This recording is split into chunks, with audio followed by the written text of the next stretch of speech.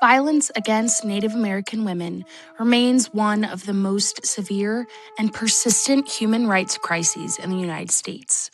Indigenous women experience higher rates of sexual assault, trafficking, domestic violence, and homicide than any other racial or ethnic group.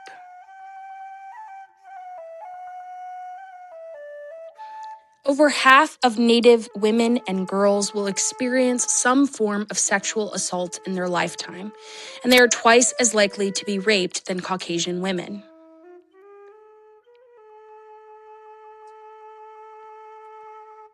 In fact, Native people suffer the highest per capita rates of violent crime in the nation, more than 10 times higher than any other ethnic group.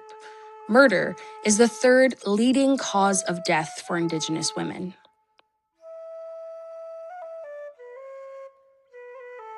Currently, there are more than 4,000 unsolved cases of Indigenous women and girls, and thousands more unreported or misclassified.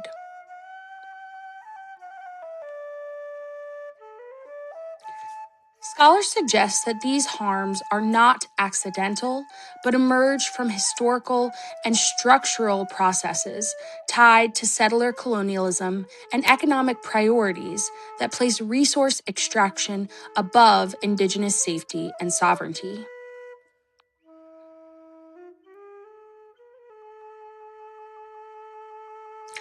Settler tactics historically displaced Native communities and weakened tribal sovereignty, creating long-term marginalization and limited resources for protection and justice.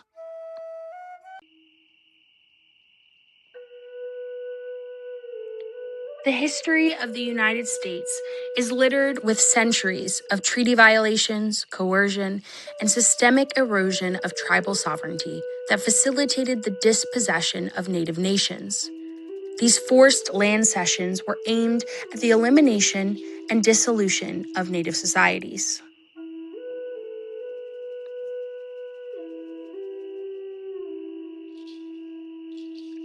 These conditions are reinforced by jurisdictional limits, where overlapping tribal, state, and federal authority create gaps in enforcement, often preventing tribes from prosecuting non-Native offenders on their own land. Native American tribes are the only sovereign governments within the United States where criminal jurisdiction and the ability to prosecute is based on the race of the offender.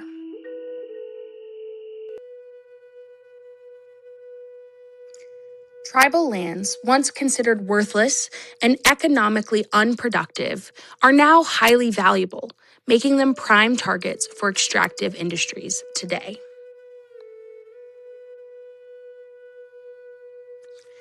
Extractive industries bring with them rapid population growth, a predominantly male transient workforce, housing strains, elevated cash flow, and increased alcohol and drug availability. This is often described as the boom town effect. As a result, there's a breakdown in traditional community cohesion and informal social controls. These transient workers have little connection or accountability to the local community, creating an anonymity and more opportunities for trafficking and exploitation. Extractive industries play a direct role in shaping safety conditions in and around tribal land. They are not just economic actors, they are risk creators. Their practices contribute to an environment of harm in tribal communities. These risks are not unknown. They are, in fact, well documented. This inaction reflects not inability, but a lack of compulsion.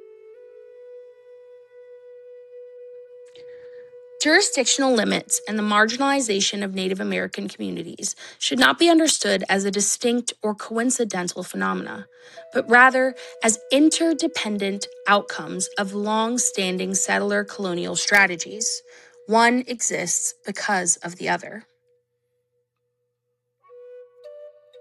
Gaps between tribal, federal, and state authorities create enforcement challenges that allow perpetrators, especially non-Native offenders, to evade accountability. Systemic marginalization jurisdictional limitations, and harmful industry practices create a self-reinforcing loop of violence that only increases and intensifies violence against Native American women.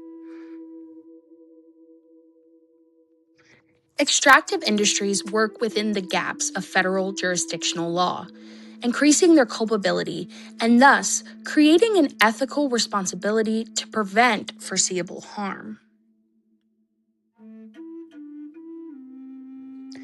Closing the gaps is more than changing laws. It means restoring power, protection, and accountability to Indigenous communities. Amid the ongoing missing and murdered Indigenous women crisis, a legacy of Native resilience is driving tribal nations to confront extractive industries head on, forcing change to harmful practices and reclaiming safety and sovereignty.